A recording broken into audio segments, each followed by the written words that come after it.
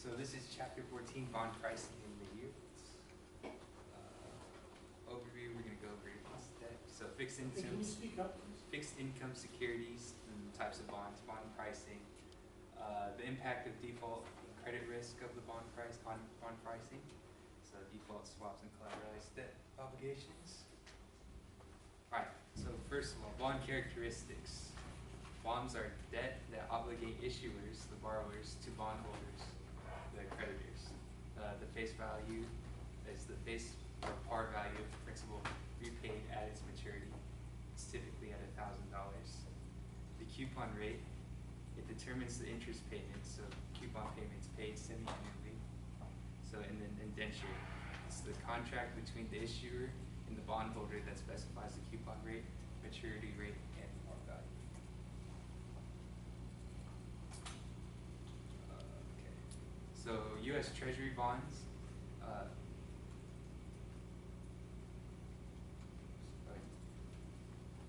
bonds and notes that may be purchased directly from the Treasury.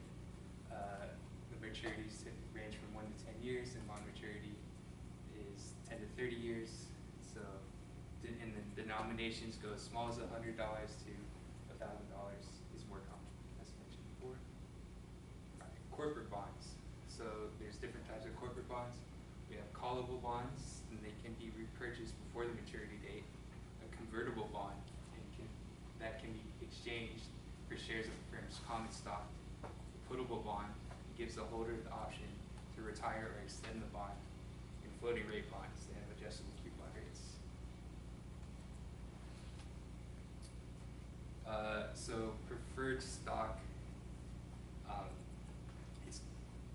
it's an equity, but they also consider it fixed income because of the what do you call it, dividend payments. So it's guaranteed dividend payments.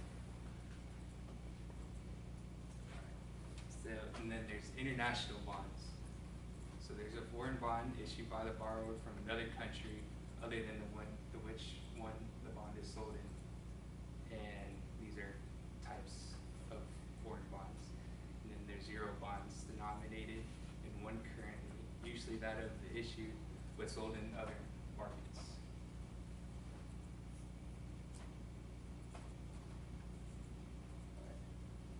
So innovations of the bond market.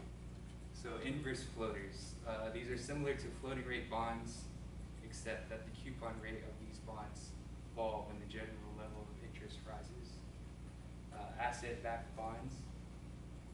The income from a specified group of bonds is used to service the debt, where conventional asset-backed bonds or backed securities are mortgage-backed bonds or securities or backed by auto and credit loans. Catastrophe bonds. These bonds are a way to transfer catastrophe risk from one firm to the capital markets. Investors in these bonds receive compensation for taking on risk in the form of higher coupon rates. But in the event of a catastrophe, the bondholder will give up all or part of their investment. And index bonds. Index bonds make payments that are tied to the general price index or the price of a particular commodity. And there's Treasury inflation protected bonds. And this is an example of inflation protected bonds. So it just protects against inflation.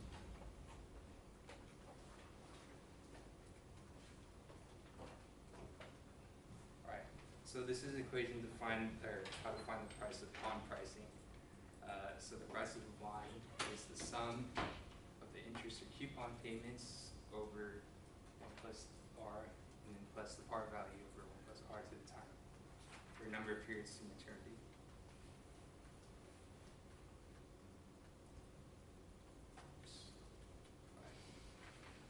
So bond prices and yields.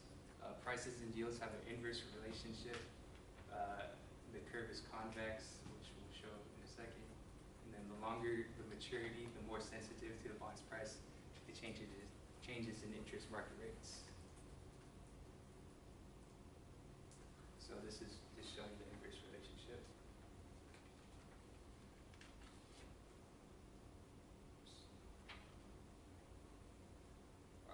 So yield to maturity. maturity is the interest rate that makes up the present value of the bond's payments equal to its price. And this is, you solve for R to get the yield to maturity rate.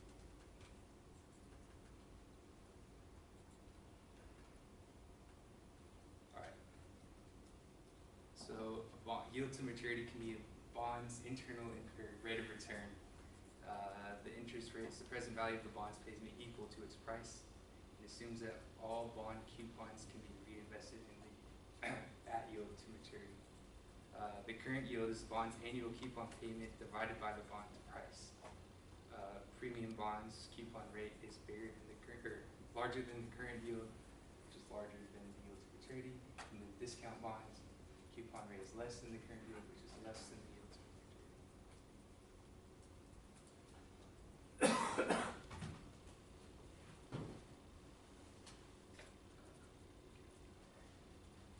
So bond yields, low interest rates, the price of the callable bond is flat since the risk of repurchase or call is high. And with high interest rates, the price of the callable bond converges to that of a normal bond since the risk of the call becomes negligible. So this is just an example of that. You can see as the callable bond and the normal bond over time, it converges because the risk lowers. And the price is capped because it's callable. At some point, it's going to be called. Yeah. Okay. So as the interest rate falls, then it's going to, the higher the probability, it's going to be called. Got it. So it sets a ceiling. Got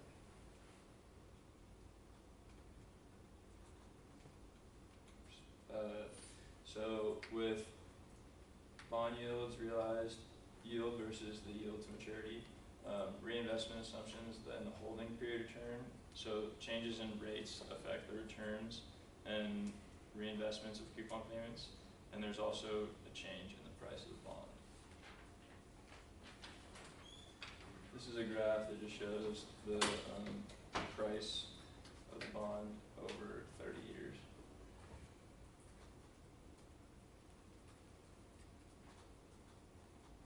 So we'll compare bond prices over time, the yield to maturity, and the holding period return. So for the yield to maturity, the average return, it is average return if the bond is held in its entirety to maturity, and it could depend on coupon rates, maturity, and par value. All these are readily observable. The holding period rate is the rate of return over a particular investment period. So this depends on the price at the end of the holding period, which is an unknown future value, and it can be forecasted. So let's do a little exercise here. Okay. Let's do a little exercise. If the, let's say we're buying a corporate bond, and the corporate bond, the coupon yield is 10%, and the market interest rate is 10%. What's the value of the bond? The coupon interest rate is 10%, and the market interest rate is 10%. And the par value of the bond at issue is $1,000. What's the value of the bond? Okay, if the coupon interest rate is equal to the market interest rate, and the bond was issued at par at 1,000, what's the value of the bond? If the coupon interest rate is equal to the market interest rate. Is it 1,000 or something? It's 1,000. So it's par. So if the market interest rate goes up higher than the coupon interest rate, what happens to the bond price? Does it go up or down? The market interest rate, let's say that the coupon interest, you guys should all get this. If the coupon is yielding, if the income return on the coupon is 8%, the market interest rates are 10%, where is the bond trading? Above 1,000, 1,000, or below 1,000? So if the market interest rate is 10, coupon interest rate is 8, par value of the bond is 1,000. If the market interest rate is 10% and the coupon interest rate is 8, where's the bond trading? Above 1,000, at 1,000, or below 1,000? Below 1,000, excellent. And if the market interest rate is 10%, the coupon interest rate is 10%, and the bond was issued at par at 1,000, what is the price of the bond? It's 1,000. And if the market interest rate is 8%, and the coupon interest rate is 10%, and the bond was issued at par at 1,000, what is the price of the bond? Is it above 1,000, equal to 1,000, or below 1,000? What? It's above 1,000. Okay. Yeah. Once you understand that, then you know, it's like you look at the bond price. If it's trading at $869, then you know that market interest rates are higher than the coupon. If the coupon is at 8%, then what you do is you take up the discount rate to 9%, to 10%, until you get to that bond price. So you can interpolate the yield to maturity or the market interest rate from the bond price. And you know that if it's trading at a discount, we know that the discount rate, the yield to maturity in the market is going to got to be higher than the bond coupon interest rate, because it's trading at a discount.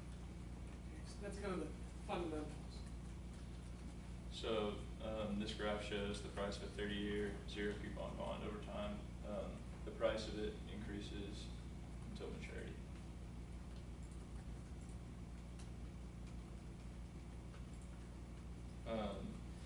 So default risk and bond pricing. So there's companies that rate the different bonds, and so these are Moody's Investor Service, Standard & Poor's, and Fitch.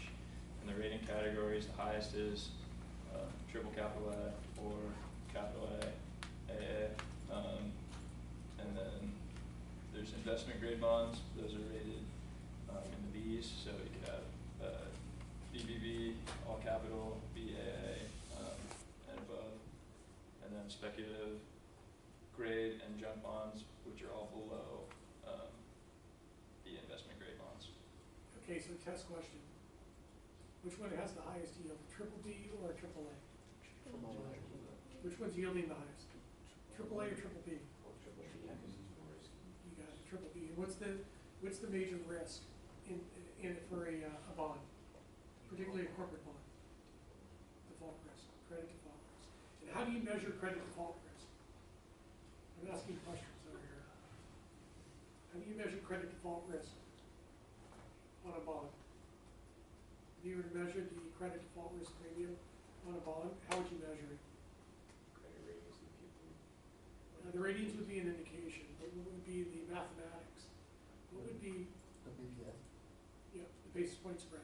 And what are you using as the basis to calculate the spread? Yeah, what are you using? What you're using the yield curve? What yield curve would you use? You're calculating the spreads on a unrated corporates. How would you measure the spread? Yeah, the market interest rate reflected in what? The yield curve, and that's what? What kind of rate is that? What is it? Somebody said it. Yes, free rate. Got it. So you can use the risk-free rate, treasury yield curve to calculate the spreads, or you can use it using the swap curves. Okay. What's the value of the bond if you have 10,000 basis points over the 10-year treasury or 5-year? If you're yielding 10,000 basis points over, what's the value of your bond? You're getting 100% yield to maturity on the bond. What's the value of the bond? You need to know this because we went through the financial crisis. Your generation, my generation, didn't have to deal with this until the financial crisis, until bond spreads blew out to 10,000 over. The swap or the treasury curve. When your bond is yielding 100%, what's the price of the bond?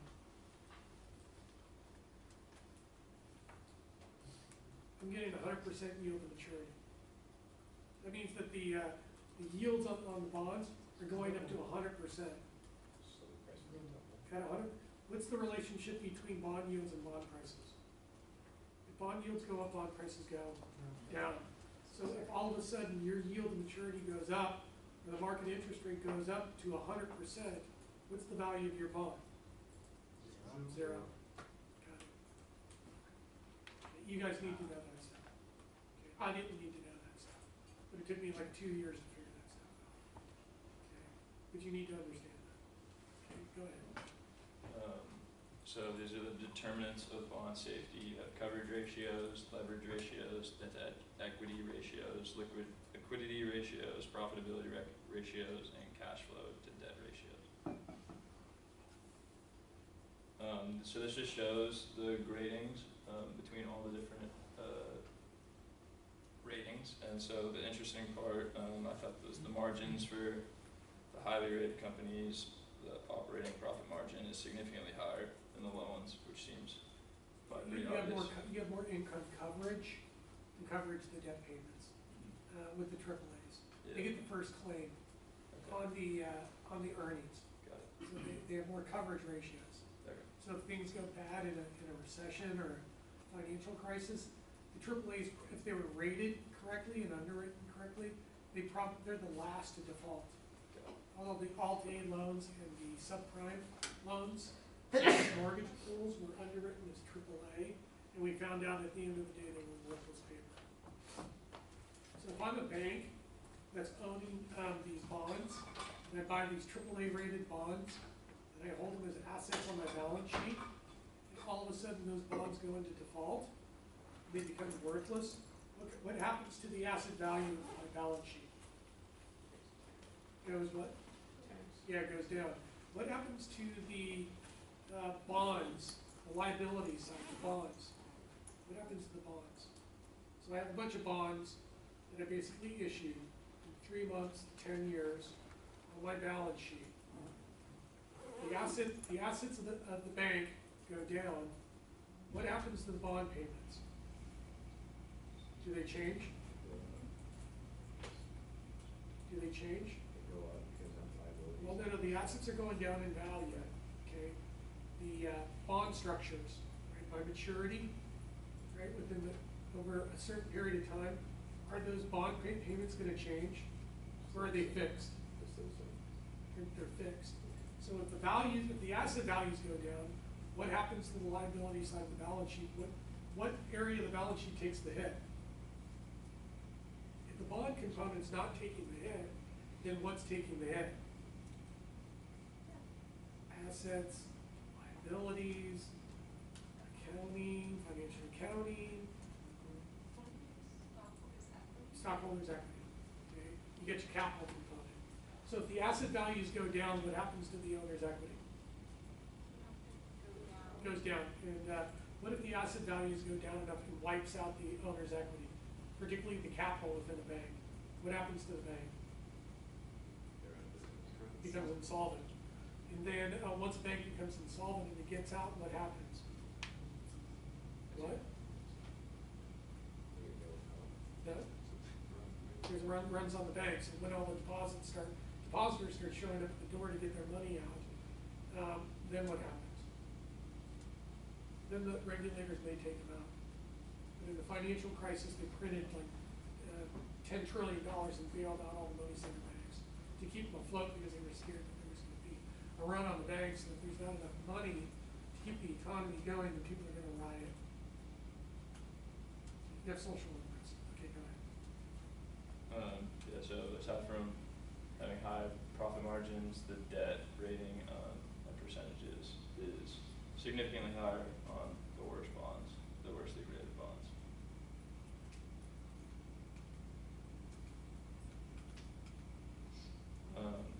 So default, risk, and bond pricing, bond indentures. So sinking funds is a way to call bonds early. Subordination of future debt is restricting additional borrowing. There's dividend restrictions which force the firm to keep their assets instead of paying them to the shareholders. And then there's collateral, which is just assets that the bondholders can receive if the firm defaults. Who gets paid first? On liquidation, who gets paid earnings first? So who gets paid first? Stockholders or bondholders? Bondholders. In forced liquidation of the firm's assets, who gets paid first? Stockholders or shareholders? Shareholders. On the liquidation of a bankrupt company, you liquidate the assets, who's gonna get paid first, shareholders or bondholders? Bondholders, okay, got it. Can you, what can you deduct? Interest on the bonds or dividends? interest on the bonds or dividends, what gets deducted? Dividends or bond interest payments? What gets deducted, the bond interest payments or the dividends? Bond interest. So are you gonna use more debt or less debt? If you can deduct the interest on the bonds, is the cost of the debt more or less costly than the equity? Which one costs more? The debt or the equity if you can deduct the bond interest payments? Which one's more expensive? Which one's the more expensive? Which one has the highest cost of capital if you can deduct the interest on the bonds? If I can deduct the interest on the bonds, what's the cost of capital? Is it gonna be more expensive for the bonds or for the equity? If I can deduct the interest on the bonds, I'm gonna tax you. Then what cost of capital is gonna be more? The bond, the debt cost of capital, or the equity cost of capital? What? Equity. So which one's which one has a competitive advantage, the bonds or the stocks?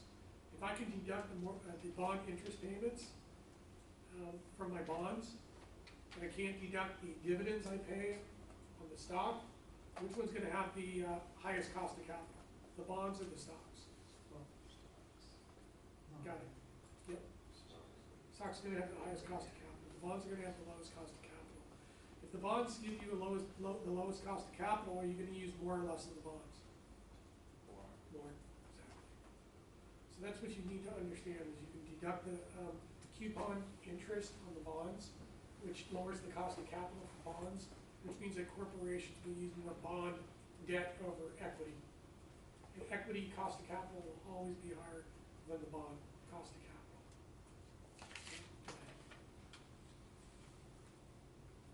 So we have year to maturity and default risk. So the risk structure of interest rates refers to the pattern of default premiums. So there's a difference between yields based on expected cash flows and promised cash flows. The default risk premium is the difference between the year to maturity, the expected year to maturity, and the promised year to maturity. Here we have, it's the Altman Z-score and default risk. And so if the Z-score is less than 1.23, then it's vulnerable to bankruptcy. And if it's greater than 2.9, it's considered safe. Here we have a graph of the yield spreads from 1970 to 2018. It shows high yield, BAA rated, and AA rated. So you can see the BAA rated has a higher yield. So the spreads were very stable and low for a long time, like 20 years.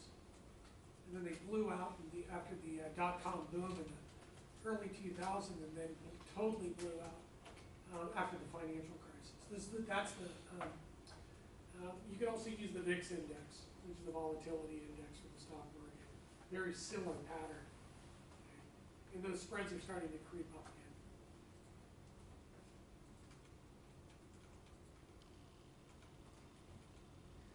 So now we have default risks and credit default swaps. So credit default swaps, they act like insurance on default risks for a corporate bond or a loan. And the buyer pays annual premiums. The issuer agrees to buy the bond in the default or pay the difference between par and market values to the credit default swaps buyer.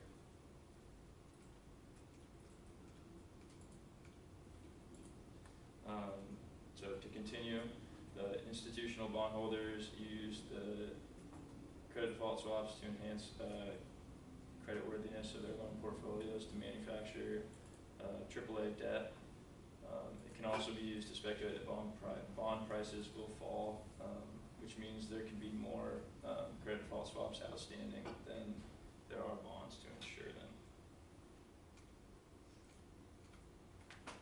So now we have collateralized debt obligations, which are CDOs. It's a major mechanism to reallocate credit risk in the fixed income markets. It's a structured investment vehicle used to create the collateralized debt obligations. Loans are pooled together and split into tranches with different levels of default risk. And 2007 to 2009 mortgage back CDOs were a big investment disaster.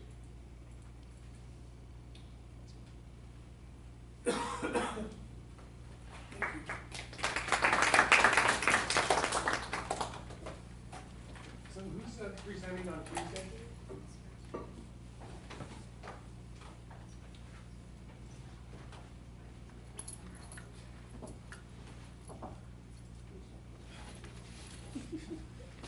Do I gotta go through the syllabus again?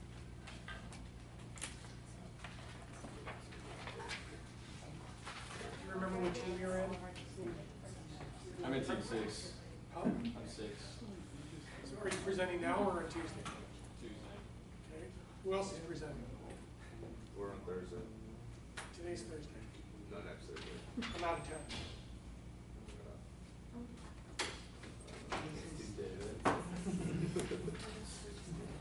So you're presenting on Tuesday.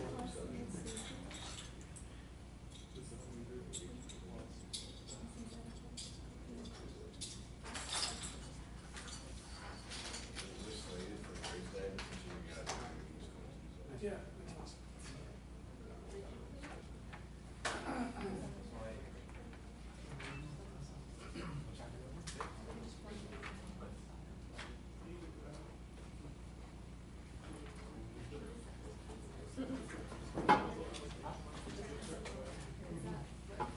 Okay, we'll watch your midterms.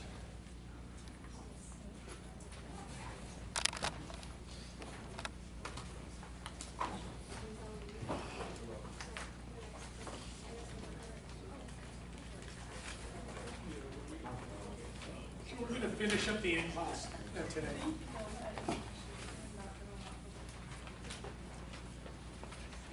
You have your midterm?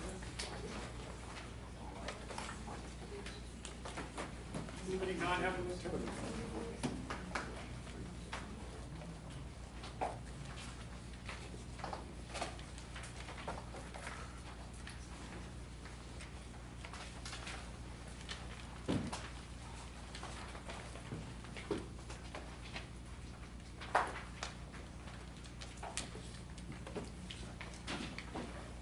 Tell me when you guys are ready. Are you ready? Everybody ready? You got your blue books out, you know we left off. I'm going to start off with the postmodern piece and get into the index construction. Okay, so once you've built the portfolio, once you've run the passive approach, once you've run the active approach, once you've reconciled the two approaches and come up with a target portfolio, once you know how big your portfolio is that you want to build, and you know what your current exposure is, you know what the variances are, what you need to expose the portfolio and get to the target allocation. Okay. In real estate, it took us, I don't know, to go from a billion to 2 billion, probably took us like 4 years. Once we built the portfolio allocation strategy, it took us 4 years to get to a $2 billion rate. Okay. How long would it take for me to get to a $2 billion corporate bond portfolio? To build it, once I come up with the allocations, how long would it take for me to build a $2 billion corporate bond portfolio? Once I come up with the strategy, come up with the target amount, come up with the allocations, by sector, by corporate, how long would it take for me to build a corporate bond portfolio of $2 billion? Oh, with 2 billion, as you With $2 billion. How long would it take for me to build a portfolio? It took us 4 years to get to $2 billion for the rate in real estate. I was a fixed income manager and I wanted to raise and deploy $2 billion after I identified the portfolio allocation and ran through all these procedures. How long would it take me to build a $2 billion corporate fixed income bond portfolio?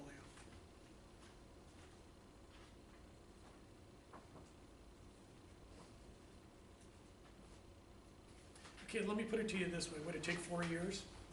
Okay, so now, if you know what it isn't, then you know what it is. Is it going to take me 2 seconds? It takes what? Yeah, like how long will it take me? An hour? Yeah, probably. Yeah, can I do an hour? Yeah, what's the size of the market, like 30 trillion or something amazing like that? So the fixed income market is the largest market. So basically to push a bunch of buttons and get $2 billion, you know, under management can take me like 20 minutes. Once I've got the allocations, identified the bonds that I wanted to do. What about a $2 billion equity portfolio? How long would it take me, once I've done all the optimizations and came up with the allocations and, you know, figured out that I was gonna raise, and $2 billion, and I got the $2 billion, how long would it take me to deploy the capital? How long? Probably as long as the fixed income side? Yeah. 2 minutes, 20 minutes, something like that. So what, 4 years compared to 40 minutes? The asset classes are totally different. Okay, they're totally different asset classes. So once you've built the real estate portfolio, test question, can you hedge off the market risk? Do you think that the cash flows and the value of the portfolio is gonna drop over the next 6 months to a year? Can you hedge off the market risk, the real estate market risk? Can you hedge it off? Okay, let's do it this way. If I got a $2 billion fixed income portfolio and a $2 billion equity portfolio, and the values of the equity portfolio are highly correlated to the S&P 500, can I hedge off the market risk in my equity portfolio? Yeah, how would I do it? I could do diversification, but you know, diversification only gets you so far. So what kind of risk can you diversify away within a portfolio? This is all the oral exam. We've already gone over this. So what kind of risk can you diversify within your portfolios? Non-systematic. Yeah, non-systematic. So what's left? Systematic. Got it. So if you think that the market's going to go down and your stock portfolio is highly correlated to the S&P 500, and you want to protect your expected returns from downside risk, what would you do as a portfolio manager?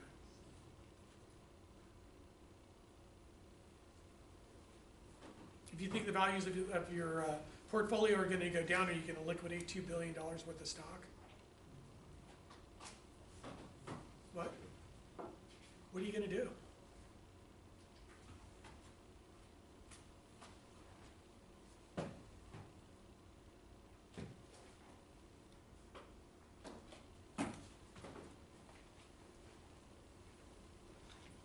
Do you guys ever write memos? Yeah. You ever write a stock memo before? Yeah. You ever assume that the stock prices were going to go down in your memos? Okay. And then what would be your trade recommendations? You do what? Right forwards?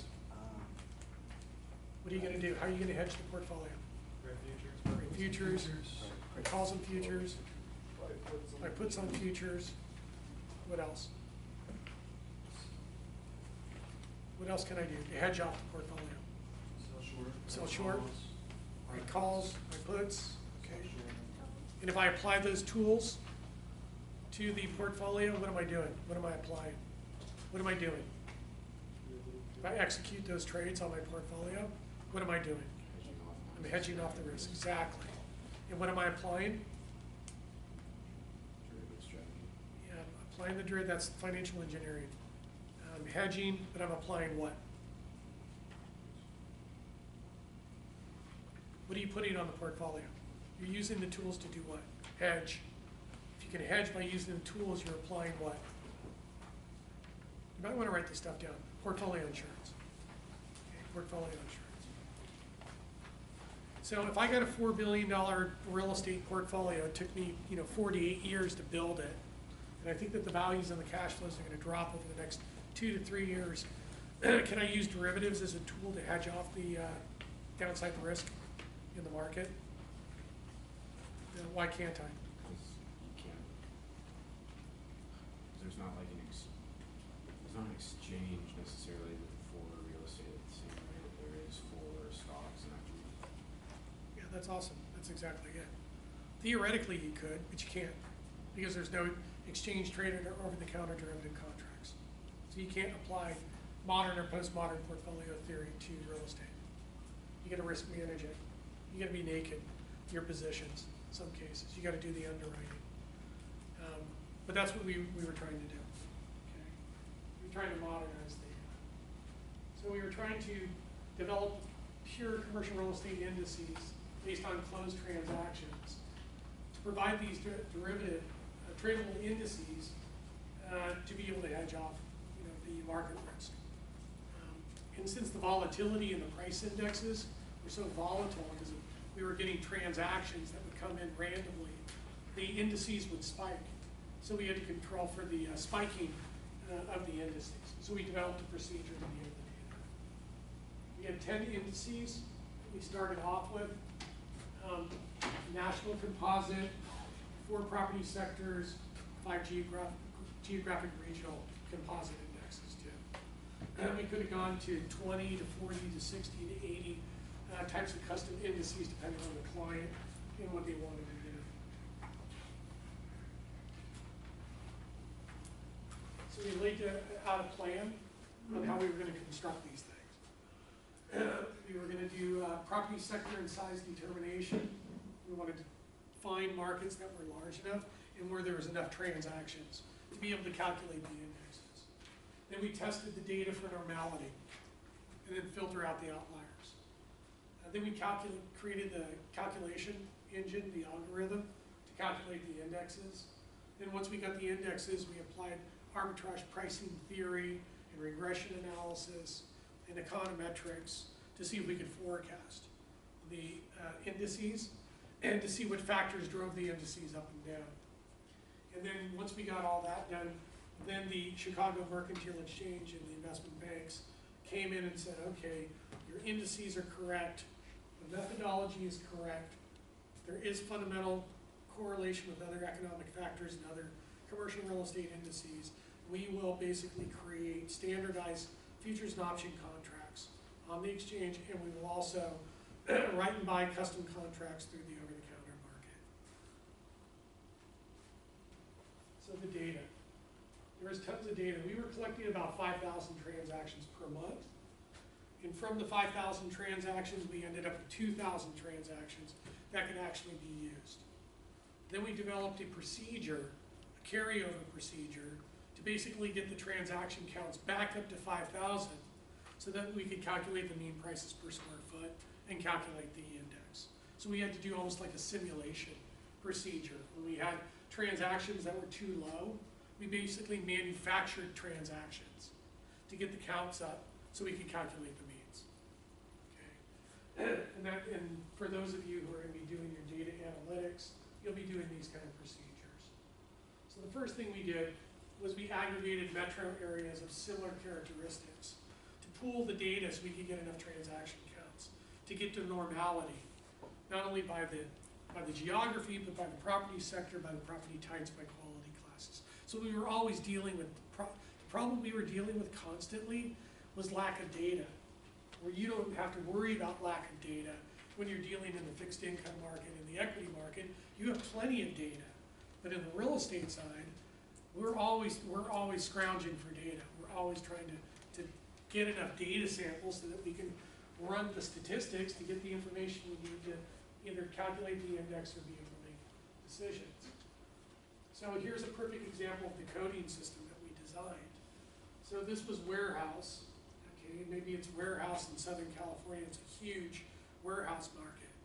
So we had the property sector, we had the geography, and then what happened is as the transactions came into our database, we basically ran them through a coding system that codified each of the individual transactions and put them into these quality classes.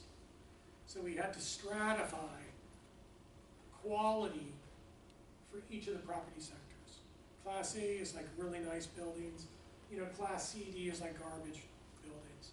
So as they came in, we would categorize them either by rules, or what we did in this case is we found out that all of the transactions as they came in, we could sort them from high to low price. And actually, if you sort from high to low price, they actually start to group and cluster by their own quality classes, because we know that the high quality buildings are going to be the highest price. We know that the crappy buildings in the worst locations are going to be the lowest price. So we could have used either rules to select the properties and put them into the buckets, or we could have used a stratified segmented distribution of transactions. So we use the latter methodology, but I'm in the process of using the former methodology in a series of indexes I'm working on right now. We collected the data, and the data came in with a lag. So somebody would get under contract for a piece of commercial real estate. It usually takes 30 days. Then it would take another 90 days to basically close the transaction. Then it would probably take another 30 days for the transaction to be recorded in the system. So our problem too with this, the indices, is that they were lagged because of the time it takes to be able to close these real estate transactions. That was another problem that we So were that process is escrow, right? Huh? Is that the same thing as escrow? Yeah. So you're shopping for the deal back here. You get it under contract here 30 days before, right? 30 days before you're under contract. Then you're in contract negotiations for 90. Then you finally close the transaction, and the transaction doesn't show up until August. Okay? So there's there's like 6 months of a lag between when the deal actually transacts and when it hits the system for calculation. And then we data across all these months of these transactions. Then we process the data. It takes us a month to process all the data. It takes us another month to verify everything. It usually takes about a month. So we already got the data calculated. We got the index calculated here. We have a whole month to verify, just in case the system blows up or something goes wrong. We can go fix it. And then we basically send it to S&P like a month before, and they sit on it for a month, and then they publish it. So there's a huge time lag between when the deal actually transacted and when it shows up in the index. That was one of the problems. So one of the problems too is that we collect all of this data, right? By Class A, by Class B, C, D, New York, city, office,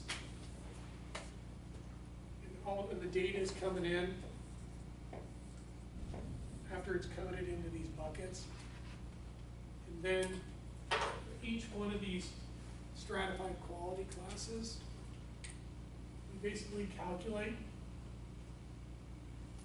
basically distributions for each one of them as the data comes in.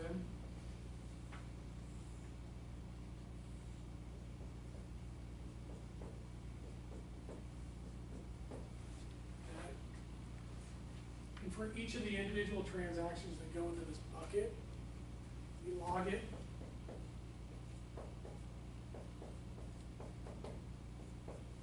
So the sales price per square feet, we log them, right? And then throw them into the bucket. And then what we do is we do a 2 standard deviation filtering process. After we log them, we build the sample. We log the data, so it normally distributes them, and then we filter out the outliers, and then convert it back, and then calculate the mean price per square foot for each of these. Okay. So there's all this data coming in. We do this every month. Sometimes we don't have enough transactions in here to calculate a true mean here. So what we did was we developed what was called the Carryover Procedure. We have a carryover procedure. So let's say we run it, and the engine says, well, we need to calculate the true mean price per square foot. I need 20 transactions, but in that sample period, I only have 10. So I'm short 10 transactions. So what I can do, what we decided to do, is we would take the average price per square foot for the prior 3 months. So we would take an average of the prior 3 months and then carry over 20 transactions that we needed. So if we were ever short transactions, it would invoke the carryover procedure. We would carry over enough transactions to get the sample size large enough to calculate the mean price per square foot. Okay. Once we were able to do that across all of these, then what we did was we calculated the weights for A, weight for B, weight for C, and weight for D. So we had weights. And these weights were basically, we knew the size of the Class A New York office market, so we knew how big that market was. And we knew how many square feet the New York office Class B was. And the same thing for C and the same thing for D.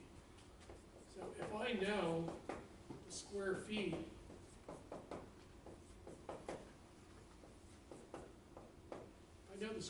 for each of these segments of the market, I can sum it up to get the total square footage and then divide them back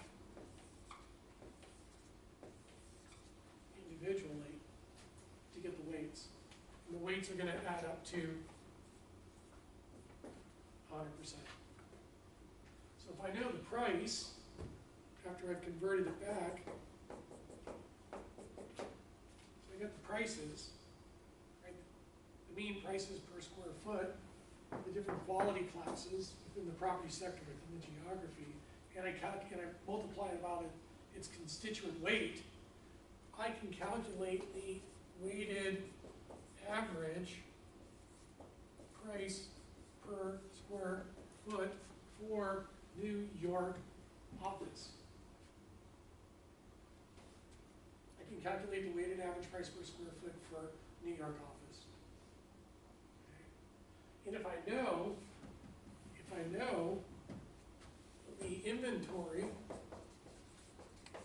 the stock, the base inventory for New York City office, I know the size of the market times the weighted average price per square foot, I can calculate the aggregate value.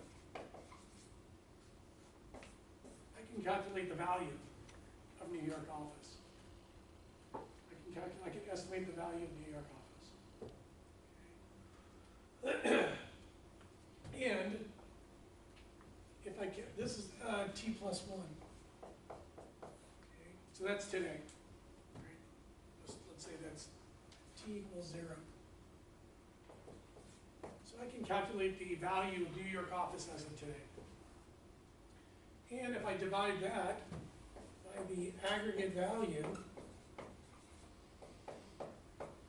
of New York office yesterday,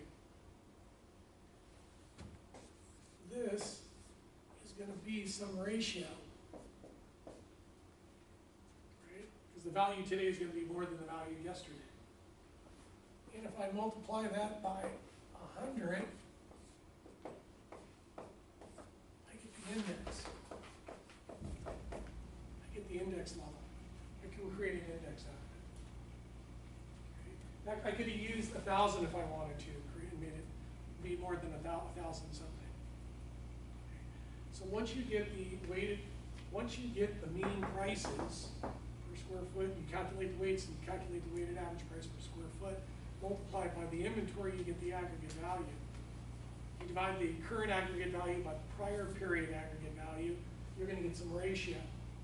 You multiply by 100 or 1,000, you're going to get the index level. Okay.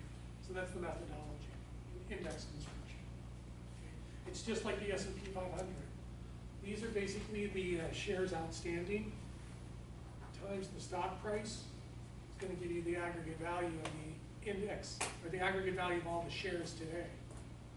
Divided by the aggregate value of the shares yesterday, and this is called the divisor. This is called the divisor. You're going to get some ratio. Then you multiply it for the S&P 500, you multiply it by 1,000 to get the index level. So that's the methodology for all of this. So this log filtering transformation, this is this piece right here. We log all the transactions, create a distribution, determine if we have enough transactions. If we don't, we carry over the procedure to get the sample size large enough. Then we convert it, we do the filtering, we convert everything back, calculate the mean prices per square foot for the quality classes. Then basically we weight the prices to get the weighted average price per square foot for office in New York, multiplied by the inventory to get the aggregate value, by the aggregate value by the base period divisor, get the ratio multiplied by the index multiplier to get the index level. Okay. So here is the methodology. So here's your, price times square foot, right? Your weighted average price by square foot, divided by the divisor, times 100. Okay. So here what we did is we calculated the mean prices per square foot. We knew what the inventory was so we could get the aggregate values. So for apartments in, Boston, we calculated the weighted average price per square foot for apartments in the Boston metro. We knew what the inventory was, so we got the aggregate values. So I could add up, if I wanted to, for this metro group, add up all the aggregate values, that's my numerator, divided by the divisor, multiplied by 100, I can get an index, okay, for this metro group as a composite. Or what I can do is add up all the aggregate values for all these metro groups, get the aggregate value for apartments on a national basis, divided by the divisor, multiplied by 100, I can get an index for the apartment market at the US level. Okay. So a very flexible way to be able to do not only the 10 indexes, but also do 20 indexes. And then do the metros, do 40 indexes, do sub-market indexes, do 80, 160, 320. So you can it replicates itself. And then this is your quality stratification equation right here. How you do the stratified weighted averages for the sales price per square foot. And then you have your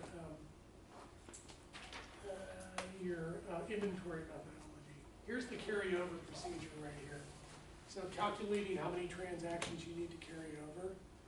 So the equation is, this is the number of transactions that you need, okay, is N. T is your T statistic, right? I was using a 1.8% T statistic, your student T statistic. So this is 1.8. And then the S is the mean sales price per square foot standard deviation over a 3-month period.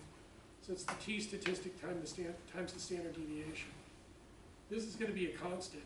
So as the volatility of the transactions as they come in as a sample, if it spikes, the carryover procedure kicks in and you carry over more averages from the prior period to damp down the volatility.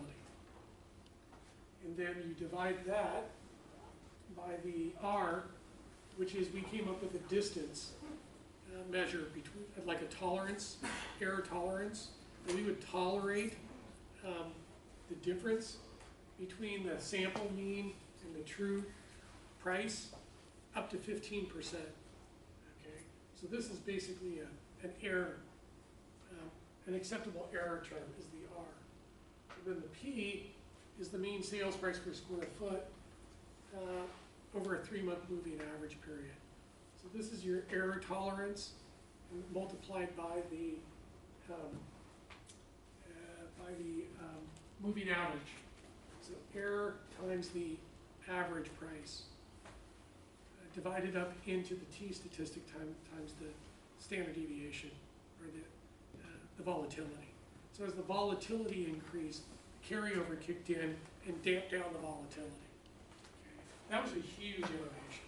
That was invented by Dr. Rob Ellenstein out of UC Berkeley, out of the hospital. He came up with that procedure. Why 1.8 for the TC? Well, what I wanted to do here is I wanted to allow enough error, into the sample to create volatility. If I used two standard deviations, it would be filtering out too much, and I wanted some error I wanted more volatility, in the index, okay? If I went to 2, a lot of the volatility would have been washed away. If I went down to 1.8, it introduced more error, into the index and allowed for more volatility so that it would spike at inflection points. So I was trying to engineer sensitivity in the index, both cyclically and then volatility. Because I had two stakeholders, okay? I had the traders at the Chicago Mercantile Exchange that need volatility to trade the contracts. And then I had institutional investors that would not invest in these types of securities because if the indices were too volatile. So I had to create indices that were volatile enough so the traders could trade, but not too volatile to scare off the institutional investors. Okay. How am I doing on time? Up? We're good. We're out? Damn. Okay. So I'll finish this up on Tuesday. And then do you guys all have problems to work on too? Okay. So deliverable 1, bring some problems. Let's walk through the optimization procedures. I'll try to finish this. Okay. All right, cool.